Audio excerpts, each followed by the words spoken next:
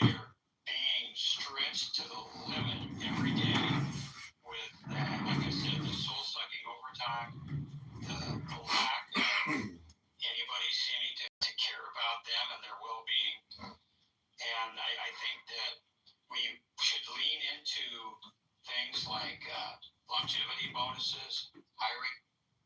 Longevity bonuses.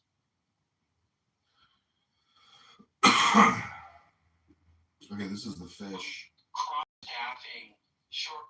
Okay, like he just made a deal with China. And I think that history bears out the fact that you can have lean times and you can have bad times and still have good morale. The sheriff's department. Okay, this is called Chapter 6 at the Breeding Grounds. We had been delayed again and again by the eccentricities of our airship. Lyle's wound made things worse. Thornley was for pushing on to another camp. He hated inaction. But to shift was to lose all Lyle's labor, and there was nowhere particularly advantageous to go. But Lyle admitting one day that we had at least a week more to stay, Moses proposed to take me on a little shooting party. Our leader seemed glad to be rid of us, and we started early the next morning. We are off to the pools where they breed, said my companion. I didn't tell Lyle. He's afraid of anything I do, merely because I do it. Two huge trees, regular giants, more in the range. Two huge trees, regular giants, more in the range waist. They bore green leaves massed heavily upon their branches. We approached this freakish hill within 5 miles at the noon halt on the second day, camped by the slimy salt of a dried-up lagoon. Halfway through lunch, we were attacked by a bunch of brigands, but Moses showed no alarm. He advanced to parley with them, and when they understood that we were peaceable folk and worth far more to them alive than dead, they became with us and poured our largesse gleefully, and even offered to escort us. But when we told them our objective, they one and all became sure. They said so far as they knew, nobody lived about there now, but one might be tempted to climb the rock. From the summit, one might see a thing unlucky to see. What was it? It was a thing unlucky to mention. In what direction did it lie, then? In a most unlucky direction. They were not to be bribed or teased or chafed or trapped into breaking their absurd taboo. So we gave it. After all, said Moses, that's neither here nor there. It seems so.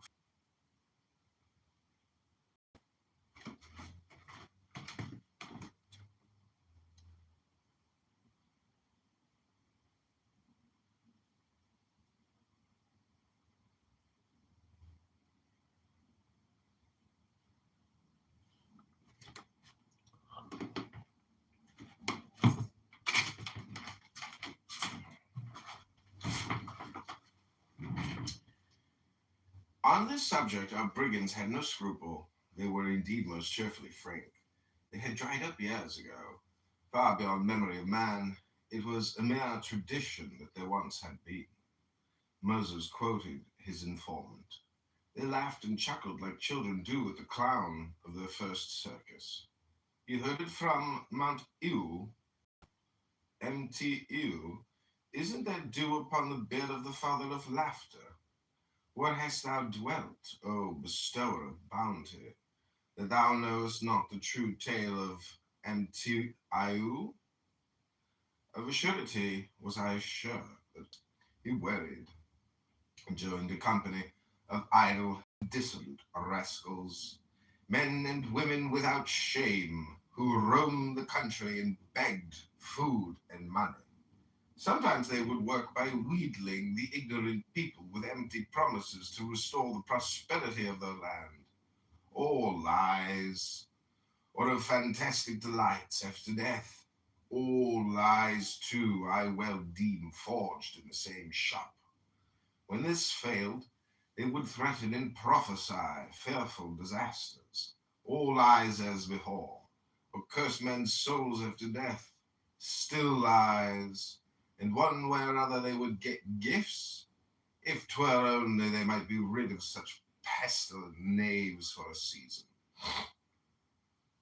Well, their leader got bold with impunity, stepped over the line, raised riots, and tried to make himself king.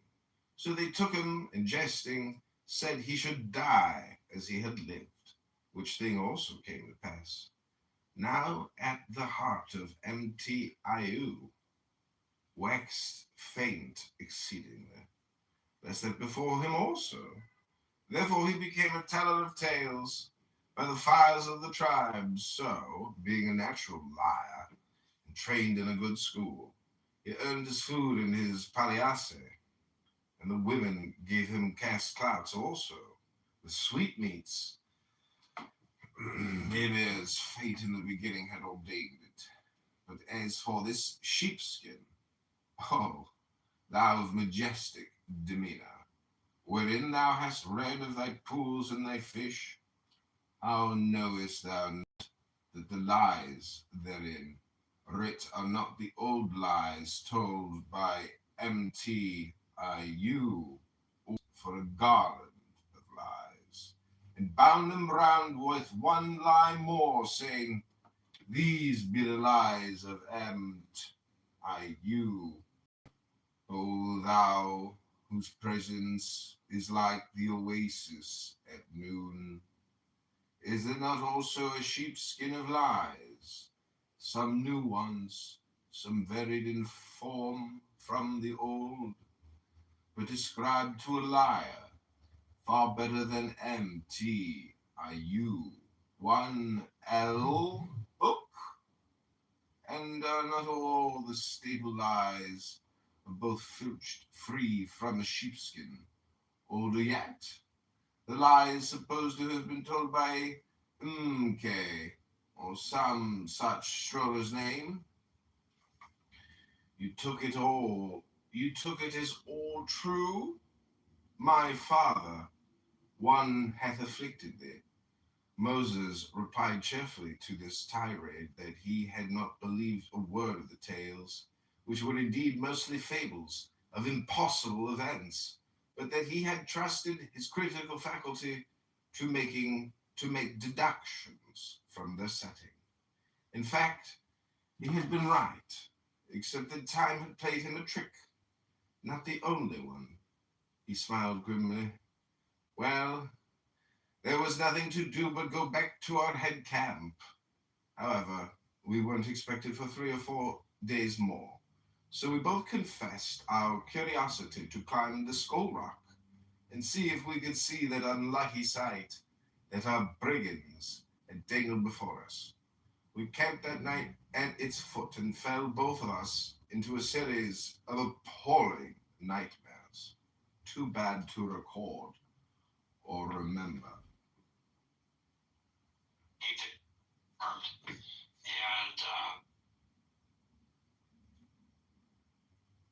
And which is a state-run organization that has periodic training that's required of every cop in the state of California. And that also keeps them apprised and up to date of what's going on out there. Thank you. And on a lighter note, lastly, my favorite movie is Die Hard, where they depicted Nakatomi Towers in LA. Is that really a place? Yep, that's Fox, the Fox building in Century City. Nakatomi. Well, thank you. Thank you for being on the show. It's a cool breeze. Very nice. Thank you. Appreciate it. So much for those questions. Let's go over. Reverend Scott's dropped out. Okay, we're gonna finish up this fish book today. Stinky little fishes.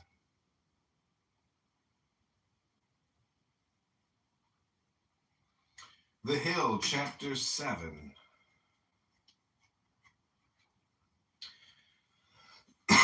Long before dawn, I found myself awake beyond hope of further rest, It was bitterly cold and covered with a clammy sweat. Though all moisture had so long disappeared from the surface of the plains, there must have been underground reservoirs. The air was damp and a greenish, evil-smelling miasma had risen during the night. They suspected the presence of sulfur and chlorine. Hearing my companion stirring in his tent, I called to him, thinking it the best plan to snatch an early breakfast and see whether on the top of the hill the air might not be purer. We accordingly turned out and got on our way. Against the other side of the hill, ages of desert storm had piled the flying sand, and the way to the top was easy except for the heaviness of the going. We reached the top while it was still quite dark. There was no fog, but the effluvia of the soil struck us even more pestilential than in our camp. It was the odor of the charnel. Stooping to examine the ground by the light of my lantern, I was shocked to find that it was apparently caked with blood. The circumstance was so incredible that I took particular pains to secure specimens from several localities for examination. But in some strange place nothing could startle, especially since I had become injured to the bizarre and the revolting by adventures so continuously unparalleled. But in any part of the planet, the two great trees which crowned the summit would have been objects of wonder. That they should flourish in so barren a spot was only one more detail, for their stature exceeded that of any trees that I had ever seen in California or Australia. The trunks leaned away from each other, a circumstance in itself sufficiently remarkable. The girth was enormous. They were crooked as olives, and from a botanical point of view, most unexpectedly, the branches started at a very short distance from the ground. The foliage was most exuberant. It seems impossible that the age of these trees can be much less than that of the great bow tree at Anuradhapura. Yet the vitality would have put to shame the most ambitious sapling. Heavy clusters of fruit hung among the leaves in great profusion. This fruit closely resembled capers, but its color was that of a rich, thorough, unpleasant yellow with a peculiar brassy sheen. The fruit was very hard and slippery to the touch, but when grasped firmly, crumbled between the fingers. It was a mere husk, containing nothing but an acrid and irritating juice, which not only stained the fingers, but caused a painful eruption.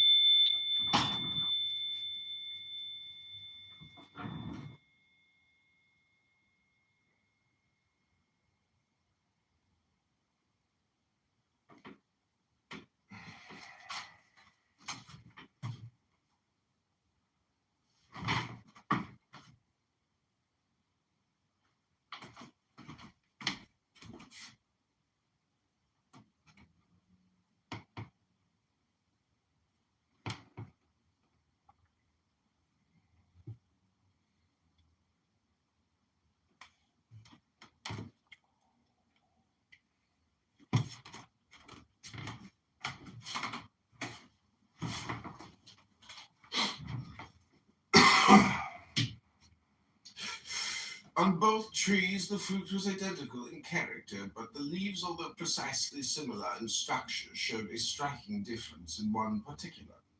These leaves possessed a surface wrinkled and pallid, which was covered with a fine hair, so rich in resin that it was hard to disengage the leaf from the fingers, except by rubbing them against the edge of one's boot. In shape, they bore a most remarkable resemblance to the human hand, curling naturally. On being touched, the leaf curled up suddenly, with a nervous and vigorous pressure. I was actually about to use my knife to release myself. So far, the two leaves were similar, but in the one case, the description above given is complete. In the other, the upper or convex surface of the leaf was covered with a brilliantly shining but sickly smelling oil which completely concealed it from casual examination, and even by forming a film between the digits masked the shape. Both trees bore blossoms in much greater profusion than fruit. The petals of these were innumerable hues, but in all cases there was a combination of colors which produced the effects of eccentric and meaningless designs. The texture of these blossoms was so flimsy that they tore to rags at the slightest touch, so that I was not able to examine them thoroughly. The slightest breath of wind they fluttered down, and I noticed that vast numbers of the leaves had become clogged by curling themselves around falling flowers, and strangely enough, that such leaves appeared to be withered and ready to drop from the twigs. I was recalled from my examination by a sharp ejaculation from Moses, who was, I most regretfully admit, worse than careless in his use of expletives. On this occasion he was guilty of the bad taste, not to say the sin, of calling upon the name of our blessed Lord and Saviour himself. "Come over here, Doc," he shouted. "This is rum," qualifying the adjective unforgivably by an epithet appropriate only to the Prince of Darkness. Were such expressions excusable by any emergency, this might perhaps have served. Hitherto we had found ourselves in the presence of what one may call, strictly speaking, natural wonders. His eyes were fixed upon a phenomenon which induced the most fantastic speculations with regard to human agency.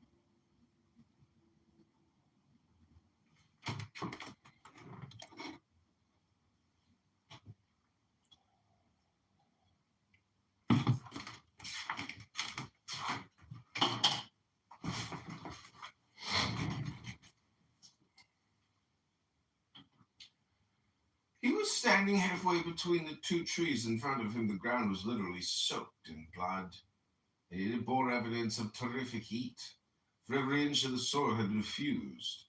The effect was rather of a ladle of molten metal spilt over the furnace. One could only suppose that repeated lightnings had been the agents of this effect.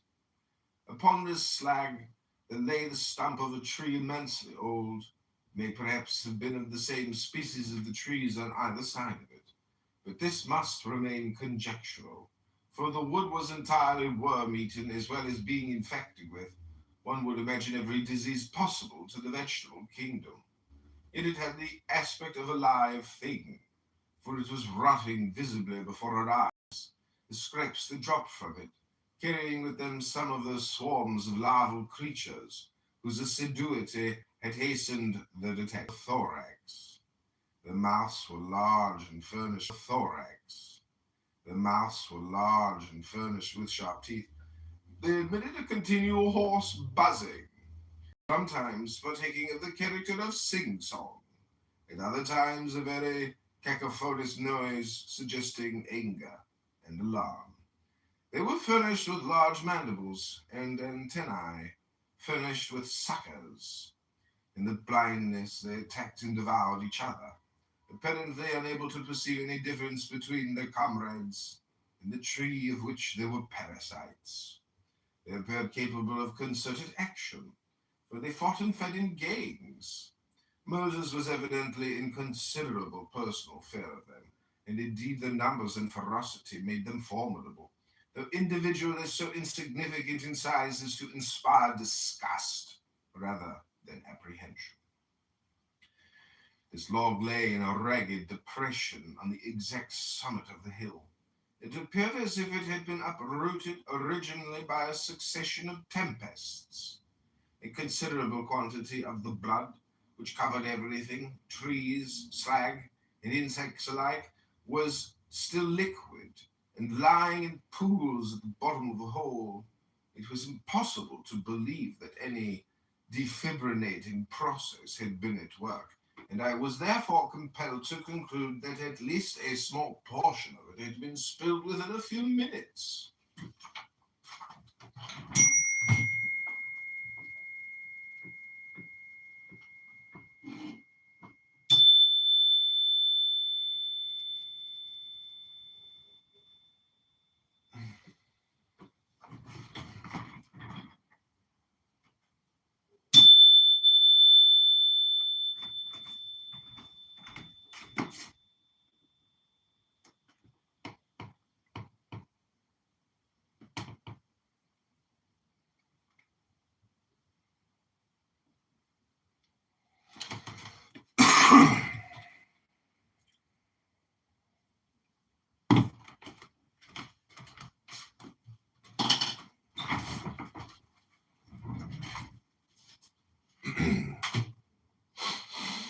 I determined to investigate the matter more closely, and for this purpose picked up a small gnarled root so as to take up some of the fresh blood on the end. My attention was caught by the butt. I stared. My senses almost left me. It had been cut off clean from the tree. I say cut off, not hacked off, nor torn off. The cut had been made by an instrument of precision, and the surface protected from further decomposition by the application of an antiseptic film over the whole of the root. It had in fact been petrified as if for preservation in a museum in spite of the rottenness of the material, though this, by the way, was by no means that of the tree itself. It was hard and solid. On the cut surface were inscribed many lines of exceedingly fine and neat hieroglyphics, a most painstaking and exquisite piece of work. I suggest that the description of the specimen may have been a subject of these characters. My astonishment at this phenomenon was hardly increased when I found that every single root had been similarly treated. The agency of men of the highest order of intelligence was indubitable. But how was I to reconcile their action, or even the presence on the scene with its other features? Just at this moment, my attention was again distracted by the tropically sudden leap of the sun above the edge of the distant mountains. The spectacle was ineffably gorgeous. I can hardly describe the exhilaration which thrilled me. The relief of my hand from contemplation of the grim and loathsome mysteries of the mountain, the recognition of the glory of nature filled me with transcendent exhilaration and exaltation. "Look at that tree, Doctor," cried Moses. "The light of the sun has flooded both trees at the same instant." That tree, whose leaves were covered with the shining film previously described, was apparently in all respects unchanged. But the case of the other was different. It had performed the arboreal equivalent of going to sleep. The leaves were all curled up into themselves, and the petals of the flowers were all folded over into the calyx. Thornley and I discussed this curious occurrence for a few moments, when our attention was sharply distracted by a noise behind us. We turned and saw that a ray of the sun had passed through between the lowest boughs of the sleeping tree, as would not have been the case unless its foliage had made way for it. It fell upon the rotten stump, a tiny patch of light shaped somewhat like a fleur-de-lis. If so quaint a conceit may be permitted, it struck me very briskly at the moment. At the touch of this ray, the stump smoked and then broke into small ghastly flames. The point of impact was at the junction of one of the few remaining boughs. It was hardly a couple of minutes before this was drilled completely through as if by the oxyhydrogen blowpipe. The bough broke off and smashed upon the ground into a splash of tinder, while the stump itself, with a sickening heave, settled, groaning, in a new position. Almost at the same moment, the movement of the earth cut off the ray by the interposition of the great tree through whose boughs it had momentarily passed. A short calculation assured me that the sun could only touch the stump once in the day, and perhaps on very few days, and that at a season when the spring was well advanced. In this manner, we are able to account for the fact that after being dead so long, it had not yet been completely destroyed. On this eventful day, one incident seemed destined to lead directly to another. The change in the position of the stump revealed a strange object which till then had escaped our notice. Moses Thornley laid his hand upon my wrist. The touch communicated to me the tremulous horror which had seized him. His skin was raw with cold sweat. As for me, I closed my eyes, and my breath died in my lungs. I knew only too well that we had come unawares upon the thing of all things which I was anxious to investigate. It was lying well outside the shadow of the sleeping tree. The sunlight beat upon it fully. It was impossible not to recognize it at a glance. I had been studying its effects too long not to know what it was. It was not indeed the cause of the evil which I had come to anatomize and exterminate, but it was what the Anopheles is to malaria and the rat to plague, the carrier of disease. By it, the thing was made more virulent, more infectious. It was only remains. Nearly 1,000,000 suns had bleached it. It was the debris of the fish.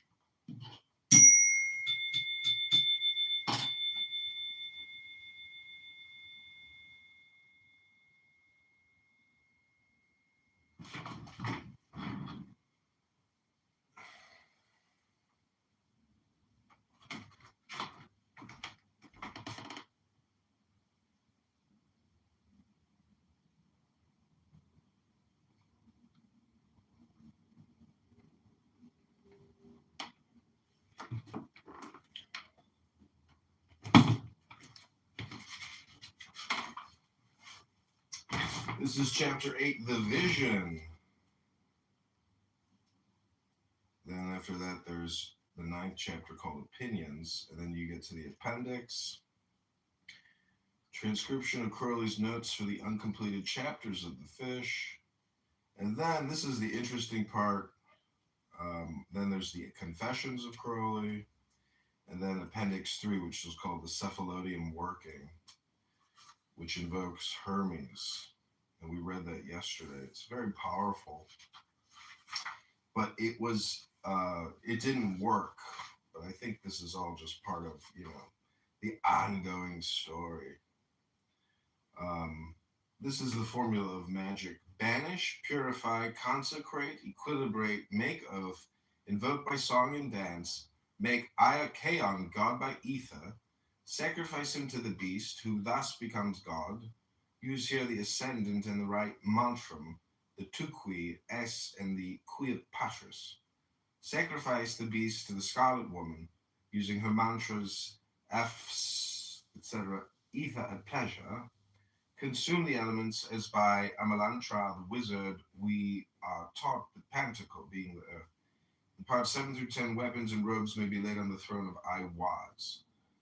11, perform any scrying or utter any prophecies as may be given, and at leisure and pleasure resume vestments and insignia and close temple. It's the ceremony in general.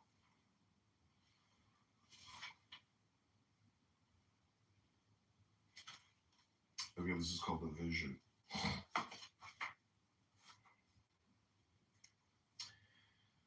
Okay, this is going to be the last page I read. We looked in silence on the curious mass of bone. It was far from being the characteristic skeleton of a fish.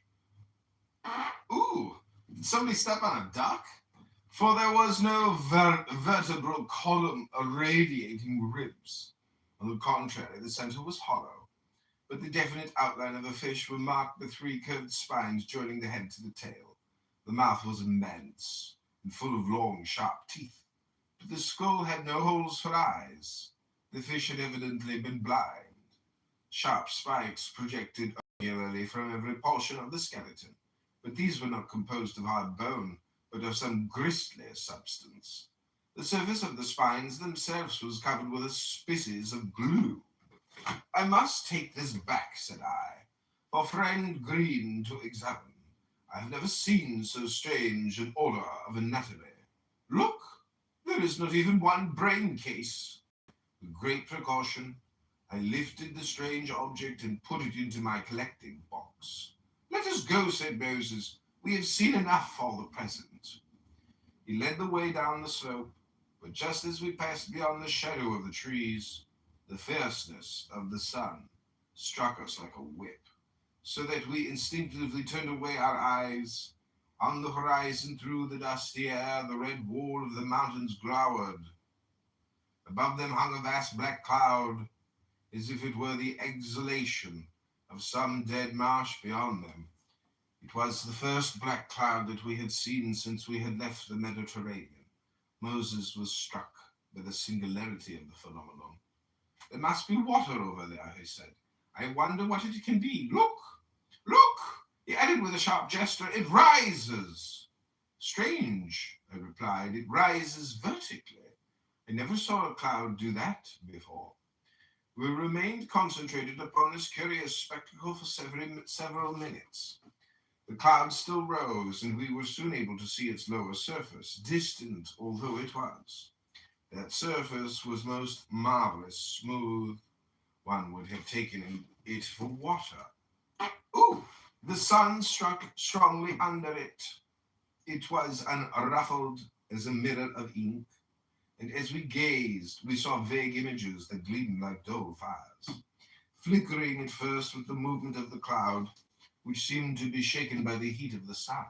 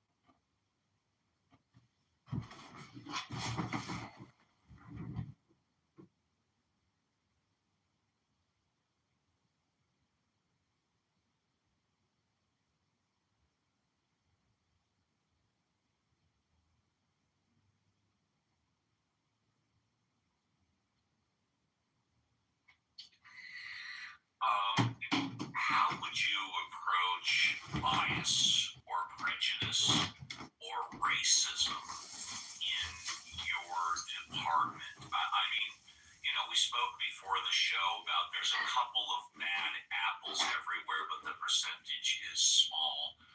But how do you deal with racism and bias? It clearly exists. You have to have a zero tolerance for it, and you have to root it out wherever it pops up its ugly head. There's not much else you can do. If you have people that are in the background showing bias or prejudice and basically mucking up the works of the sheriff's department, that can't stand. And you have to, you have to chop it off before you can find it. Thank you. Let's go to the Mod Squad and see if they have any final questions for you. Reverend Scott, any final questions for candidate Bourne? Reverend Scott might be busy. Let's go to JCC. Any final questions for candidate Bourne and JCC? Without any more questions, it was a pleasure hearing him answer questions and speak so eloquently. And I enjoyed it. Steve, great job. Mike, thanks for being here again, and I really appreciate it. It was a great 3-hour tour, and I hope everybody enjoyed it. It was a great room, great show. Thank you. Alfonso, any final questions for candidate Bourneman? No, but thanks a lot for being here. I wish I could have had more. These days, things get busy with the family. No worries. Violet, any final questions for candidate Bourneman? No final questions. Very glad to have you here today and to get a chance to talk with you. Good luck in your campaign. I certainly think it sounds like LA could use someone like you. No, thank you. Lynn, any final questions for candidate Bourneman? No, I have no further questions. I've been listening and I'm really pleased with what I've heard, so I'm super excited about that. So I'll just say goodbye to everybody right now. Cora, I don't know if you've woken up yet, but Cora, any questions for candidate Bourneman? I don't have any questions, but it's been It's been interesting hearing. I'm up here in Portland, so we have some of the similar issues more with our municipal police than our sheriff's department. But yeah, as far as recruitment, training, and retention go, and overtime and all of that. So it's interesting to hear that it's a similar situation down south. Mike, you touched on earlier about the training for sheriffs. Is there anything in the training program that you would change? Well, training isn't just a fixed target. You have to change it as circumstances require. But I can't think of anything right off the top of my head that I would change at this point. Mike, what goes through an officer's head when they stop a vehicle for whatever reason? How do they decide whether or not to give a ticket or give a warning? Well, I know for me, that if it was just something, like your taillights out or whatever, I would prefer to give people warnings because I worked in the area and I would know them and just say, hey, next time I see you, you better have this done. If it's something to do with licensing fees, though, I would give citations because that's a state issue. But I guess it's just based on your experience and how receptive the people are and what the violation is. I did not write a lot of tickets because I hate to say this, but I just didn't believe in writing a lot of tickets. Is there a quota? No, there's no. No, that's just a conspiracy theory. No, absolute baloney. No, it's a good thing there weren't because I would have never passed. Yeah. And it looks like the last question that I have for you, and then we'll end the show. Well, actually, let's go to Reverend Scott. Reverend, are you there? Do you have any final questions? Reverend might be with the sacrament. Okay. You talked earlier about how the leadership right now is bad, and how you would make New York police detectives relate to their lieutenant, and how the lieutenant rates to their captain, and we see that type of leadership style. Can you be more definitive on your leadership style?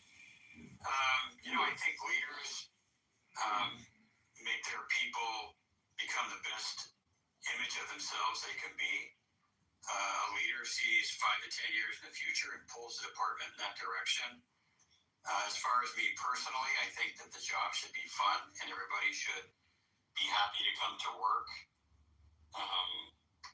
I never considered anyone, frankly, as working for me. They always worked with me regardless of what the rank structure was, because it's all about teamwork. It's all about getting together.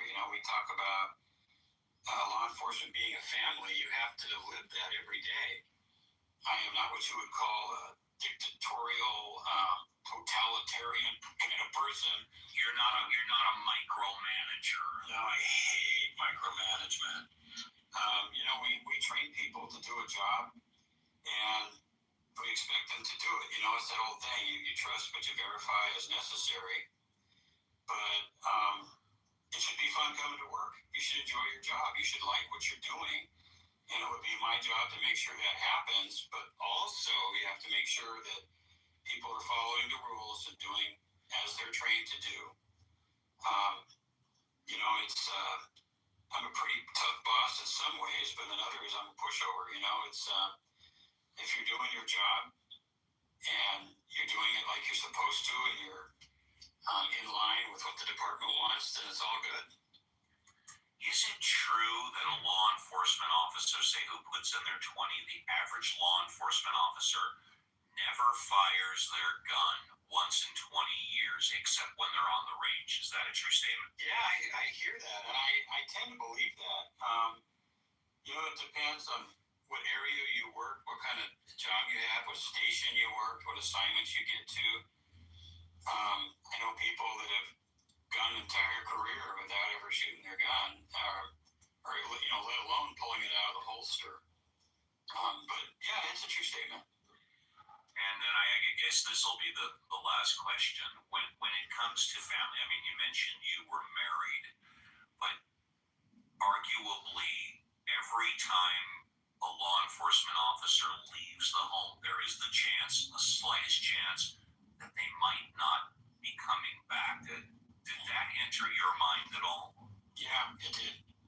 I don't see how it couldn't. You know it's there, but you accept the risk, frankly. Amazing. Would you like to take a minute or two and give a final closing thought before we close the show? Well, I'd like to say thank you for having me on. I'd like to thank everyone who participated and asked me a question. I would appreciate it. Those folks that live in LA County, go ahead and look at my website so you can learn more about me and what my priorities are. And it would be awesome to get some support out of your group of folks that are in LA County. And I appreciate it, and I look forward to the month ahead to see what happens. Mike, I'll give you a call in about 15, 20 minutes, go over some closing thoughts. Thank you very much. Yes, sir. 30 from Los Angeles County Sheriff. Give him a look. Also, I've posted his website on the Infotron. Go ahead and check this out. The show is on replays. If you want to hear it again, of course, myself and the Mod Squad will be back tomorrow, 7 a.m., with another edition of Ask the Atheist with Reverend Scott and the Mod Squad. Take care, everybody, and be careful on the clubhouse streets.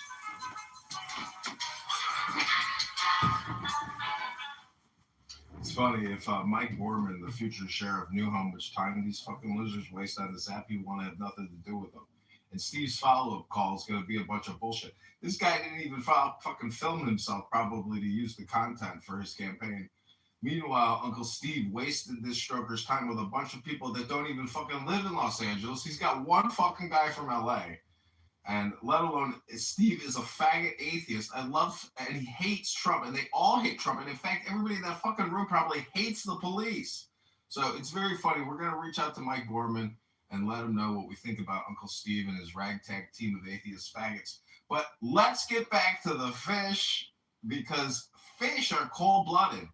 They swim very quickly, and they don't sit there and think about what they're about to eat. They just fucking eat it. So eat it, Uncle Steve. Fucking pedophile. Anyways, let's get back to the topic. No need to talk about the lifestyle, Uncle Steve. Goddamn pedophile faggot. Sorry if I'm, cursing. I hope you just think it's funny, because the truth is generally funnier. Let's get back. Before I read, we're just gonna play a little bit of Another Room. This is MAGA, a racist cult? Come back and say, boy, that is the everybody. And I remember also saying before that we know that black people are the most ill-prepared Hello? when it comes to higher learning. Hello? I remember, am I the only one in the room? Hello? I'm here. Yeah, I heard you. I fucking said that. So why are you repeating my talking point? Hello? Okay. Since you asked me a question, I'm going to respond. All right. What he did for HBCUs was specific to HBCUs. I love how these fuckers talk about HBCUs all the time as if HBCUs mean anything. I just can't do it. I can't do it right now. We're too deep in meditation.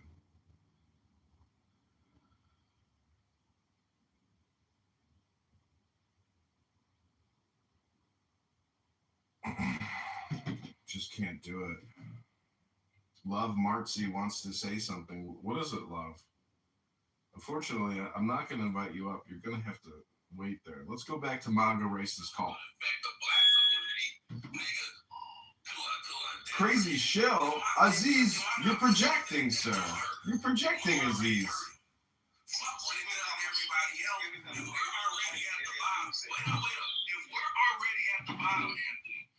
From the bottom to the top.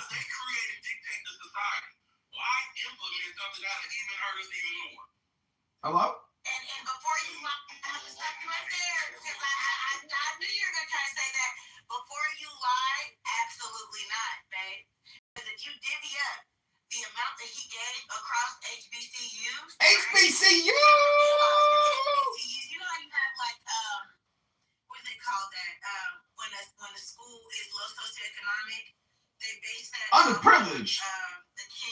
that qualify for food stamps and things of that nature, right? Hello? So they do the same thing with colleges based on the kids that have a 0% EFC estimated family contribution, or scholars who receive Pell Grants. It's very similar, right?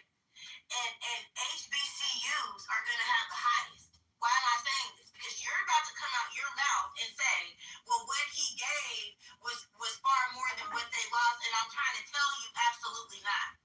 FAMU, Prairie View, schools like Howard in undergrad have roughly about 8 to 12,000 undergrad students, right? This is going to vary. So I just use those because those are recognizable. And so if you do, let's say, 10,000 students, and you multiply that times, let's say, anywhere from $60,000 to $80,000, it is not going to be more. I mean, it is not going to be less than what Donald J. Trump gave. So it's like, you can't look at an amount, let's say $50 million, and say he gave HBCUs $50 million. Do you know how many HBCUs there are, Anthony? It's not like he gave it to each HBCU, brother. That amount has to be shared. There's 105, arguably 107. Bookie, $15 million barely covers. No, it's okay. I'm about to land it here. You cannot keep coming out the line. She did not literally. We can't be talking over Jack. What I'm saying is, Anthony, you're disingenuous as fuck. And she did. You are not being fair in this conversation. So, okay, so watch this. How much, so since we want to be exact, how much did Donald Trump give to HBCUs? What's the number? HBCU! Hundreds of millions of dollars. $100 million. Hundreds of millions of dollars. Hello?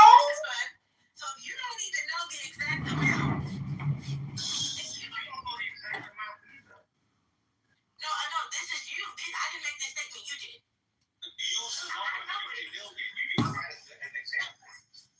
Excuse me, real quick. No, because I'm trying to help you out. Because you're lacking. If you don't even know the yo, I don't want to like Anthony, you're right. Okay, we're going to keep reading The Fish. I want to finish the book. We're very close to completing The Fish.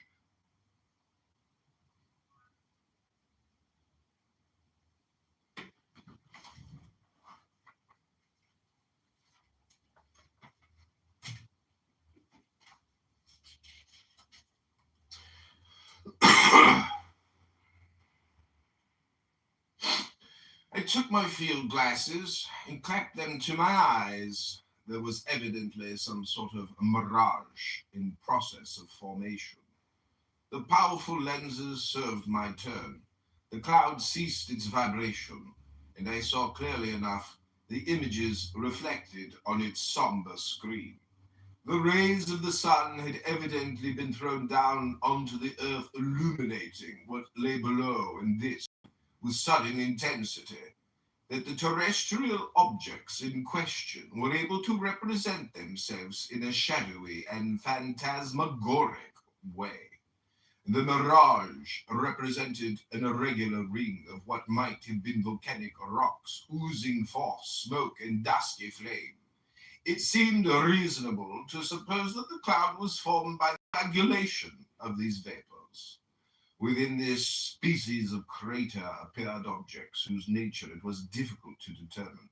There was a strong suggestion of a monotonous geometrical pattern, the edges of the lines being extremely hard and sharp. Occasionally, one of the areas so cut off threw back a whitish stain, and I could not help being reminded of barracks or prison buildings. Some of the lines were greenish and cut across in places. I divined the presence of canals. The formation was repeated towards the center in descending tiers, as if I had been looking from above on a coliseum. The whole area seemed hardly material, if I may be forgiven for using the phrase which sprang in my subconscious. The movement, which I perceived, was not due to any unsteadiness in my cloud mirror, for the main features in the landscape were stationary and steady, but it swarmed everywhere, and the heaving of tiny creatures which I can only compare to ants or perhaps to maggots that feast upon a carcass, the wave-like insistency appearing to convey a crepitation to the thing itself. Moses Thornley was busy with his own telescope. It reminds me of that poem of Baudelaire's, he said. What can it be? There must be water there. Is it the waving of a grove of palms distorted by the haze? It looks to me like a group of villagers, I replied. Very likely you are right about the trees. Whatever it is, it gives me a sickish feeling, replied my friend. Me too, but I'm ashamed to confess that I have a kind of superstitious horror about it. Do you notice that after a few diminishing tears, if I may call them so, one can see nothing more? The central part of the picture is mystery, black and bottomless. Moses shut up his telescope and fastened it back in its case. Oh, look who's here, the mathematician! Great room last night, CM. Thanks for all the content. Thanks for kicking me, even though I have a burner account sitting in the audience recording the whole thing. Great job, CM. Great usage of your time. Try reading a book, Fatty. Try going to the gym, Fatty. I was looking at your mathematical equations. They look like nothing but artwork. Very little intelligence there. Who wrote those? A third grader?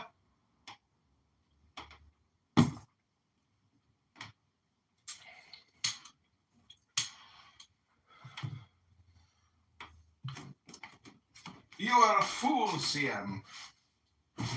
A stupid fool. Maybe not so stupid, so much more a fool. But if you listen closely, perhaps you will learn something. If not a little English. Doctor, said he, and his voice trembled. That's the place. I thought I knew. Your last word gave it name. This is the bottomless pit. That lake of fire. That is the place we have come to see. I kept my eyes fixed on the place. Of course, said I. The center is too deep and dark to throw back light. Those white set squares must be villages or towns.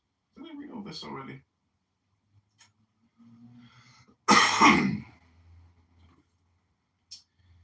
The ant-like mass must be the people of the pit.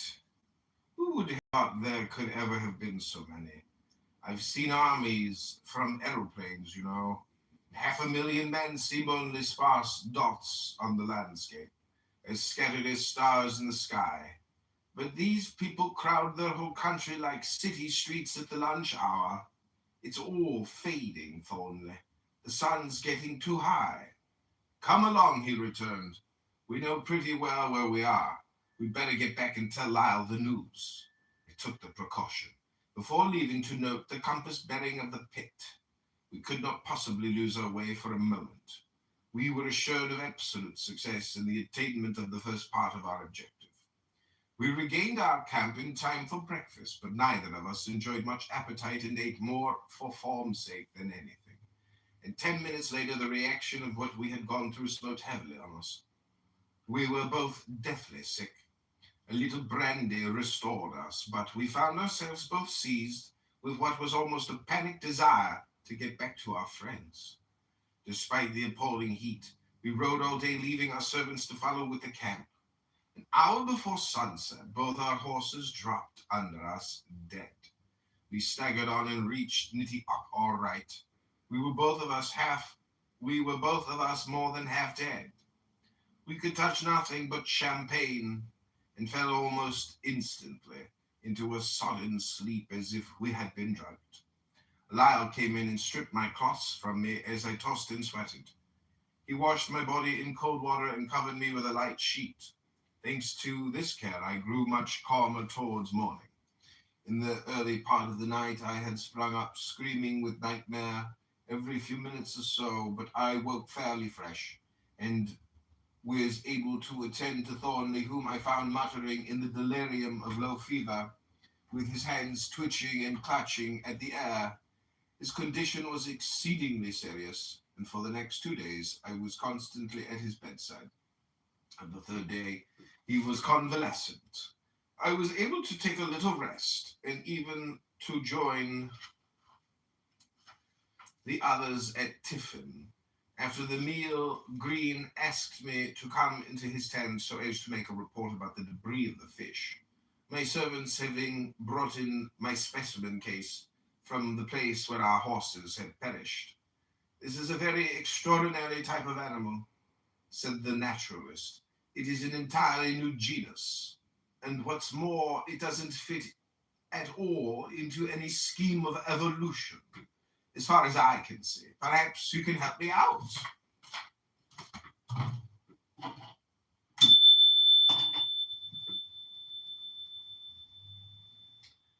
CM told me to go back to sleep. That's what you tell people who don't have love in their heart. But I've got love in my heart because Narges is here. And where 2 or 3 are gathered in my name, there shall be the presence of the blessed, holy, ancient one.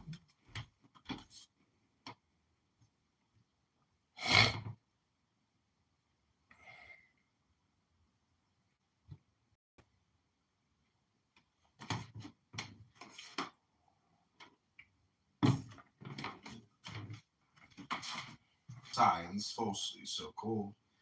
Creator of all things has done all things well, and if his designs were not inscrutable to us, how could he be worthy of our adoration? As some English poet, possibly Wordsworth, has said, to be intelligible is to be found out. And it is a fact that modern science is attempting to bring nature within the compass of human understanding, has not hesitated to eliminate God from a scheme in which he is no longer necessary. I was indeed rejoiced to discover a creature which could not be explained by the wicked wiseacres who have presumed to conceive the universe as a combination of chance circumstances operating without plan or principle. I had seen, moreover, in medicine, how completely free from rational interpretation are the workings of disease. Take my own work on leprosy, where I had injected all the patients with tuberculosis, so that the cure should have been certain. Yet as it was the will of God that they should die, they died. And God even favored me by a chastisement designed to humiliate my false pride. He willed that my patients should die of a disease strongly, though superficially resembling the results of that very disease with whose germs I had peopled the blood. Indeed, it was well said, God moves in a mysterious way his wonders to perform. But as representative of a higher type of science than Green, to say nothing of my religious character, I felt it beneath my dignity to rebuke him openly. I merely reminded him that Leviathan and Behemoth, so eloquently and accurately described in the book of Job, were also somewhat of a puzzle to the cocksure disciple of Darwin. The naturalist grumbled, but added that he had not had the pleasure of stuffing either of the monsters I had mentioned, and called my attention to the model he had made of the fish as he conceived it must have been in life.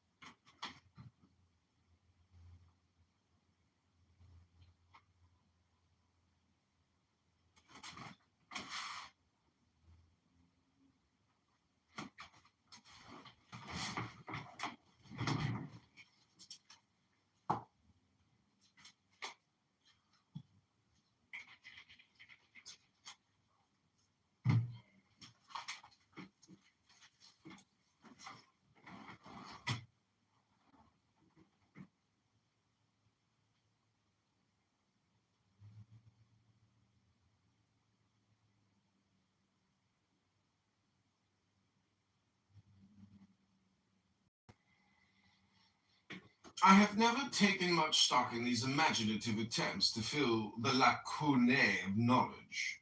I cannot call perfect preservation. To deduce the unknown from the known is to trench on the prerogatives of divinity. It is the original sin of Eve in a new shape. We should content ourselves with seeing what we are meant to see, and the only lawful deduction from such observation is to fear and admire the manifold wisdom and power of Him who made us. Green's voice broke in upon these meditations. It isn't properly speaking of fish, he said in his thin, hesitating falsetto. It's more like a mollusk. These bones are not genuine bones. They are merely imitations, assumed perhaps for purposes of protection. There is no trace of brain, no trace of heart. This animal can have been little else but a stomach and an excretory organ. The spines are not true spines, but hollow tubes. I found some traces of thick acrid ink in some of them, in others of a deadly poison. There were no eyes.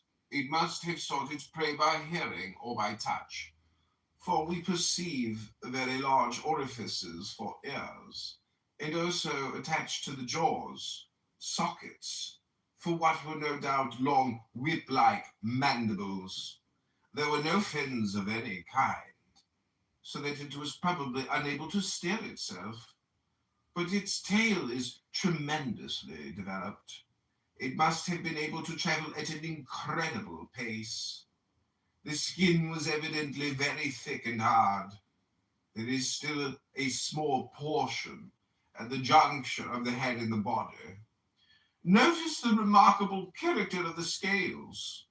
They possess, to a greater extent than any other animal known to me, the power of changing color to suit its environment. You will observe that it has no weapons of offense, properly speaking. The teeth are sloped steeply inward, and could attack nothing which was not already within its mouth. One might say that it possessed only two emotions, fear and greed. There are numerous indications, of which the absence of fins is one, that its existence depended on its remaining in continual motion. In all probability, it could neither rest nor sleep. I do not see either how it could possibly satisfy its hunger, despite the enormous mold of mouth and stomach. The throat is scarce more than a pinhole. It must have lived chewing its prey to pulp with desperate haste. But perhaps the most remarkable characteristic of all is its breathing apparatus, if indeed we may call it such. It is impossible that it should have been provided with gills, still less lungs.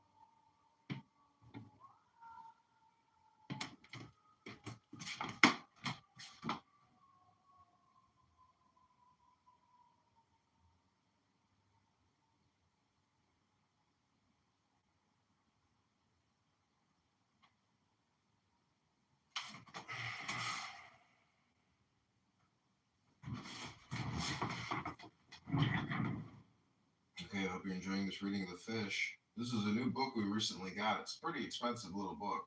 It goes for about $100.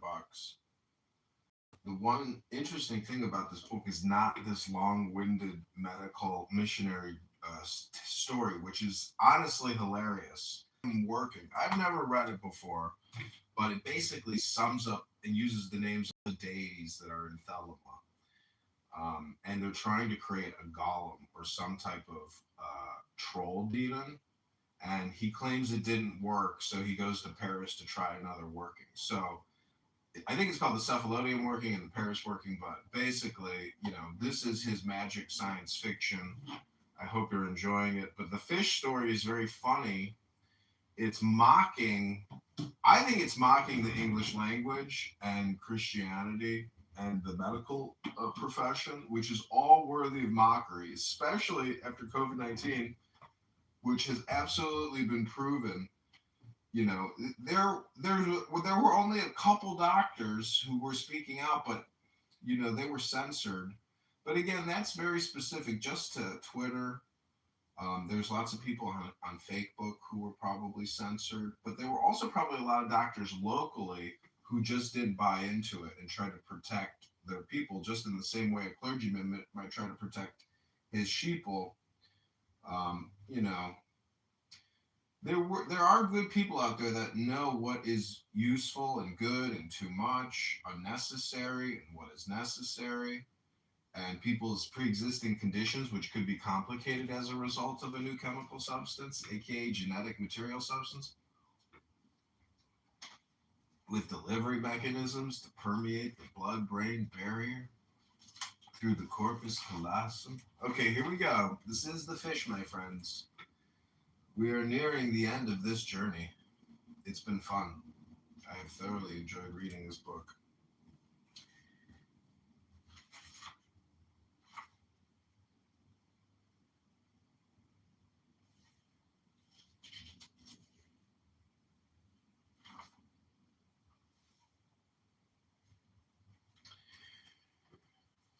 The analysis of these so-called bones reveals the strange circumstance that they contain no oxygen, yet its circulation was well developed. And if you will take the trouble to look at the inner side of this piece of skin under the magnifying glass, you will probably admit the plausibility of my conjecture that this part of its physiological system was organized for the absorption of mud through the skin.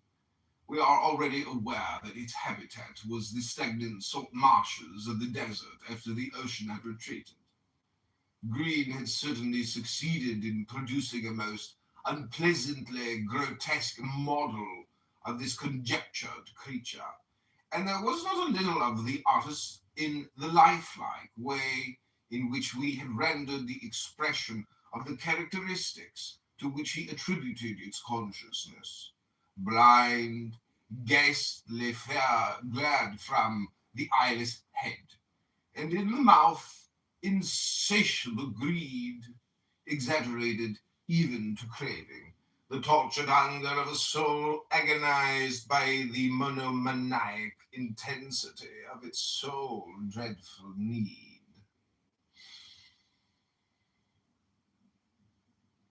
Perhaps unwittingly, by some trick of memory, the naturalist had realized the vague yet striking likeness to the sinister expression that I had seen on our first arrival in the village on the faces of the salesmen in the procession, though it altogether lacked the look of triumphant cunning. This fish was wholly stupid, a mere incarnate shape of agony. I could not believe that God had ever made a thing at once so cruel and so tormented. I told Green so. He gave a snickering laugh, a little snickering laugh. Perhaps you hardly realize, Dr. Tone, he said with a tremendous squeak, that every artist makes whatever he makes the image of himself or part of himself. That the more truly he does this, the better artist he. This model of mine is more or less my child. The hunger and the fear are mine. The only difference is that I have eyes. I know the sort of thing man is. I know the secret principle that rules all nature. You see things otherwise, I know. You look at its many qualities, each by each, as if I were to look at this model and concentrate my mind on the exquisite curves of the scales, instead of grasping the animal as a whole. You ought to know, as well as I do, that if we put all the details of life together, what the whole thing amounts to. There have been men, no doubt, whose lives have been all sunshine, and whose death scarce more than sleep, a pleasant day, an easy night. But see the world with comprehensive, with clear-sighted, with sympathetic vision. Is not the law of every being to live at the expense of other beings? Is not apart from this a woe far greater? Do we not all admit the supreme agony that our lives, whether we've suffered overmuch or not, have achieved nothing absolute? All we have done is to rearrange certain relations between things in a way which is of necessity aimless, so that all action is insane. I interrupted him sharply. Okay, we're going to take a pause there.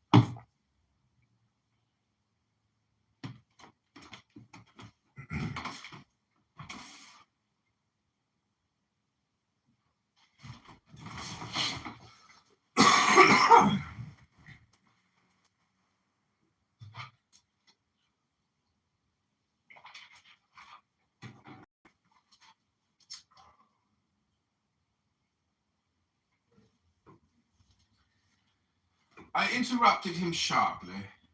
Shall not the judge of all the earth do right? Who are you to probe the purposes of God? Who are you that you should say that all this pain in sin is not a brilliantly original and praiseworthy plan for procuring perfection of a kind and on a plane which you and I are totally unfitted to understand? Our very insignificance, which is the crux of your complaint, is one sufficient indication of the absurdity of calling the Creator to the bar. Read the book of Job, my friend. All you have is said much better there, and the answer to it is overwhelming.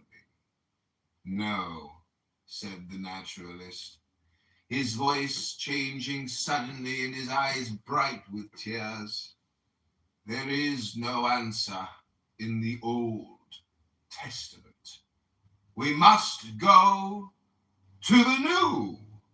The cure for all this woe is love. Unselfish love, the love which our Savior came to earth to manifest to us. I will not deny that I was moved by this unexpected revelation of the little man's character. To tell the truth, I always regarded him as a little tame animal. I had forgotten that he had a soul, and I was unspeakably delighted to recognize that it was a soul saved by grace. I shook his hand warmly. I have wronged you, brother, he said in trembling accents. Somehow I always assumed that you were an infidel.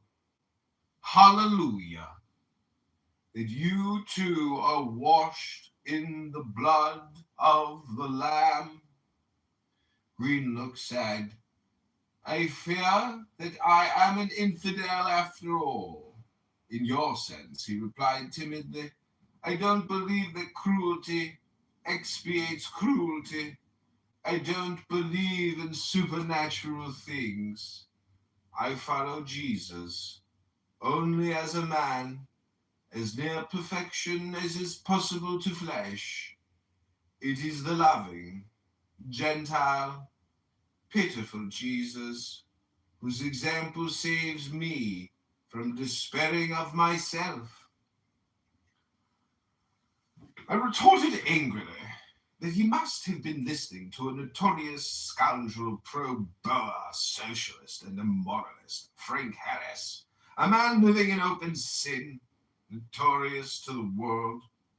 Green admitted that the evil eloquence of this monster had enchanted him. My poor lost brother, I sighed, you must not go to man, but to God. Go to the Gospels. They are the only documents we possess on Jesus, and they are packed with passionate pleadings to such sinners as we.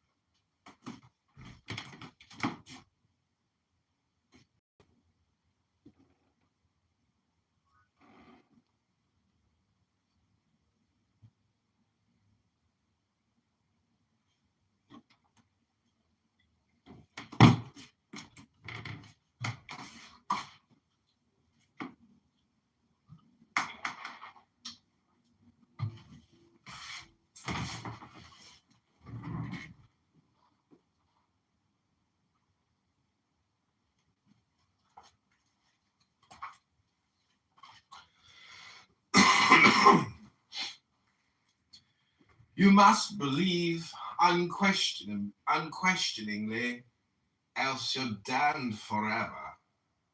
The carnal reason is the devil's lawyer, and as for your sentimental selection of the very few items in a character which include possibilities of righteousness. You have emasculated the enormous tragedy of sin, Satan, hell are all appalling realities. Your own complaints about creation commit you to confess it. You can't cold cream the face of death. The cure for evil must be equal to it. Green sighed again. The muscles of his face trembled with emotion. I don't accept your premises, he said at last very slowly. I can't believe in a God who made or allows such abomination as I see all around me. I began to be annoyed. All this had been argued again and again, I snapped. I'm merely anxious about your soul, and as soon as I take one tack, you go over on the other. Alas, replied the wretched man, all philosophical propositions come to a contradiction of terms some time or other. You're quite right. It's waste of time to argue. If I must go to hell, I'll go with Shelley. I will love all things with compassionate love. I will be love. As the sun shines upon the just and upon the unjust, so I will love for all things, whether I call them good or bad, are equally pitiful. We are all in the prison of pain. We must do all we can to control our own cries and to console our fellow convicts.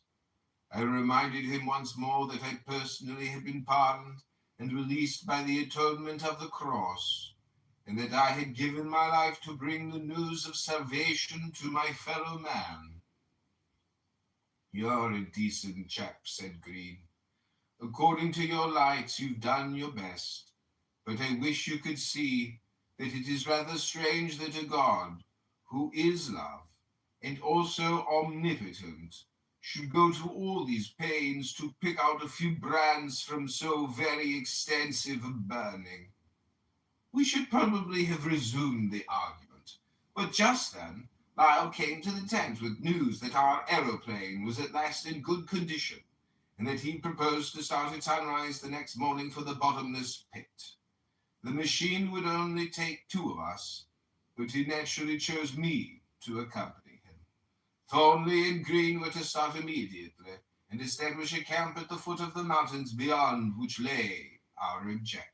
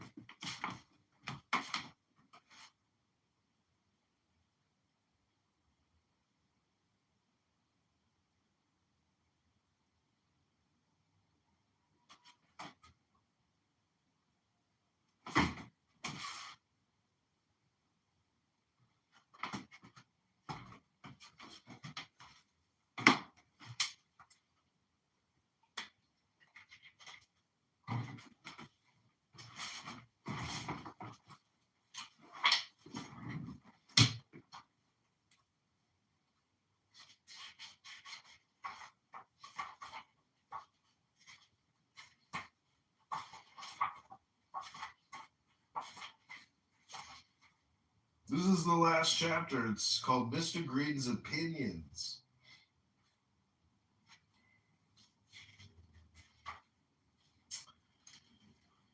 As I had unpacked practically nothing since my excursion with Thornley, I was able to complete my preparations to the start in a matter of half an hour.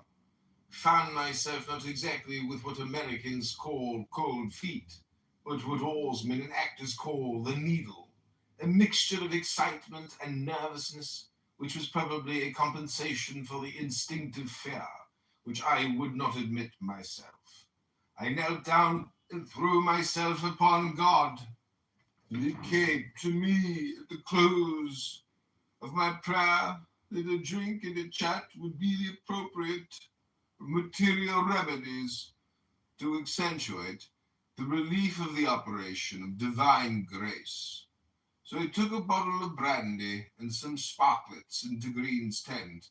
I found him humming to himself and pecking with feverish lightheartedness. He was evidently enjoying anticipation to the height.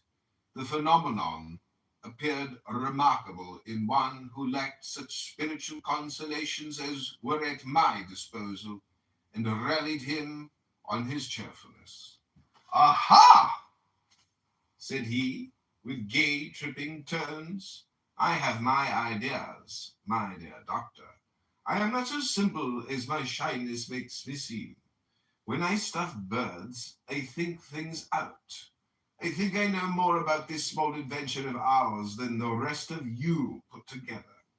You reason that things are pretty much the same everywhere, because you have trained yourself to classify things by their similarities. My specimens tell me that no two things are alike. Consider men themselves. Each one is unique, even in trifles like thumbprints. That's why all your theories break down. You insist on trying to class things which cannot be classed.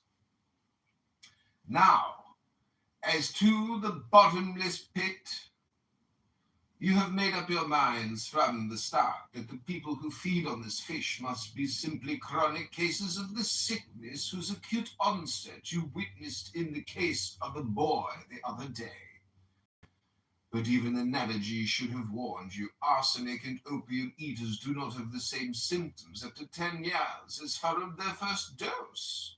Besides, don't forget that the critical fact in your knowledge is that this colony in the pit has thriven on this peculiar diet for pretty near 2,000 years. We never hear of anyone leaving the pit. It is denied passionately by public opinion. Yet we have it on record that a good many people have done so, and of these people we have two strongly conflicting accounts.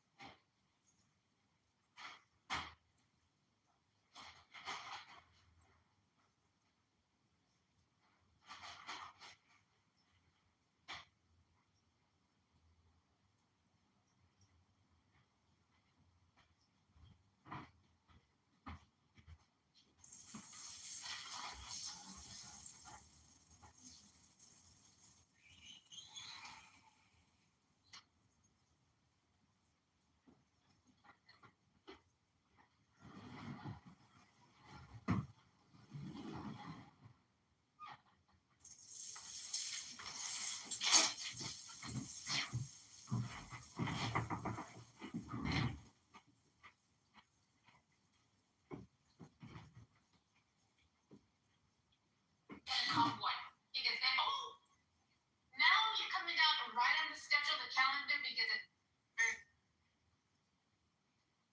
And eyes to see and ears to hear when the trumpets are sounding. I'm not supporting you niggas.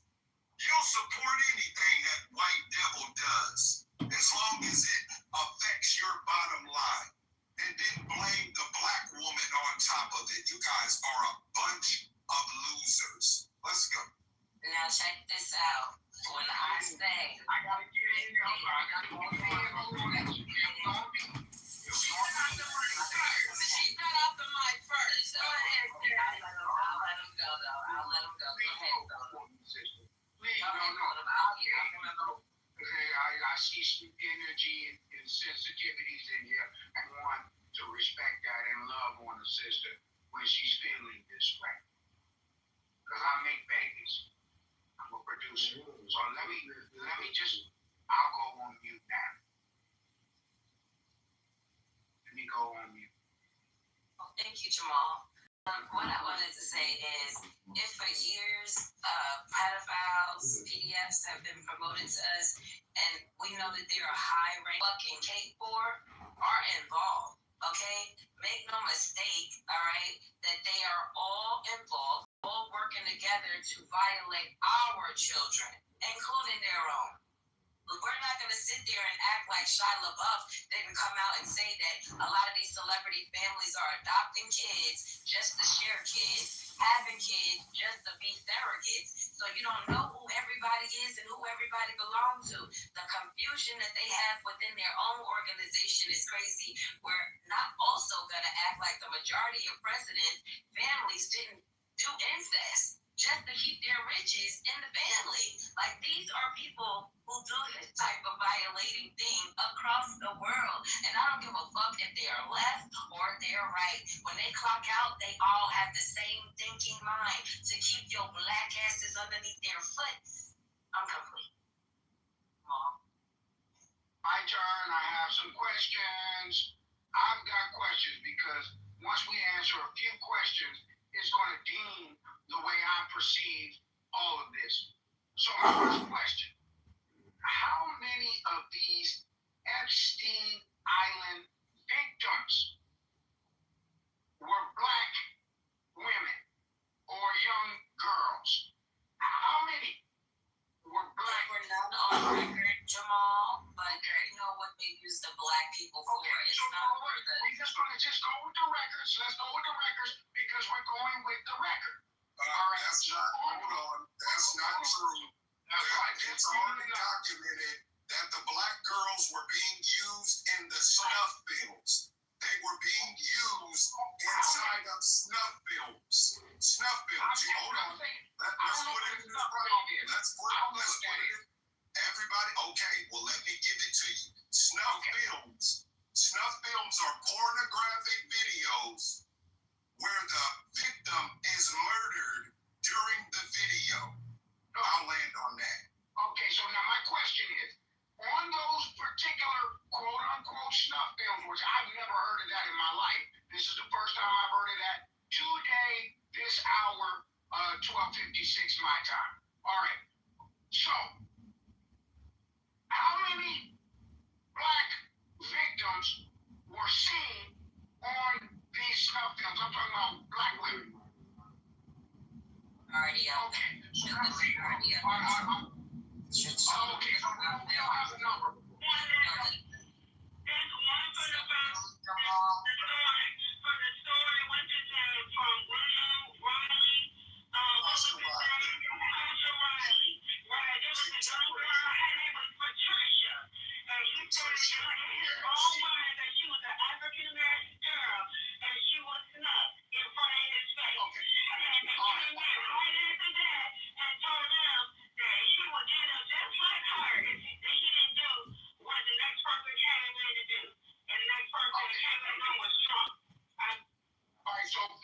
So one, Patricia Riley was a young black woman who was S.A. No, her name was Patricia. The person that was exposing it was William Sasha Riley, 10-year decorated military person who have the files from CPS, the FBI files, the farm that was raided in Alabama, where 10 people went to federal prison, and 4 witnesses have been murdered since then, Orlando. Okay, so we have one black woman, female victim. We have one. And we don't really have One second, Jamal. I don't know which one of y'all keep moving me, but Eugene asked for this, so please stop. I modded you. Eugene asked for this, so please stop. I modded you, so I don't I'm not know. talking about that because I've been in the goo like since I don't know who came in here, but someone keeps throwing me to the goo. Like, stop touching me. Request by Gene. Yeah, who's dropping her? Yeah, well, I'm definitely the one that's dropping her. I'm sorry. I said, I'm definitely the one that's dropping. What purpose? interesting. Oh yeah, it was 2 hours. Your 2 hours. He's been here, and he's been here, and he left me like that. Well, don't worry about it. Your 2 hours. Wow. Interesting. All right, now that's not my. I have nothing to do with that. Let's get back to what because I'm building. I'm here. All right. So we've got one presumable. Let me get my words right. Victim, and I think you said her name was Patricia. All right. Now I want to ask another question. Here's my second question. How many young black males were victims? Okay, so we'll go with 0 on that. So we have one matter. Jamal. I'm getting the No, because you're not. No, because you're. I want to get to my point. No. What you're doing is you're trying to create that you've done no research into. Stop asking us about what's going on if you ain't even took the time to go through the files because you don't really give a fuck. You only care about Trump. So stop that bullshit. All right, so now I just want to get my opportunity to land. So now what we've got here is we've got a presumable black female victim with a name that starts Patricia. And we have no black male victim. Now, I got to line all this up. All of these white people, since they came with the musket gun on here with poppables, they come to this continent. We've studied all of that. We've studied that. James and I have even broke down the guns in 1360 or 67 or something when they got the guns, and it took them 200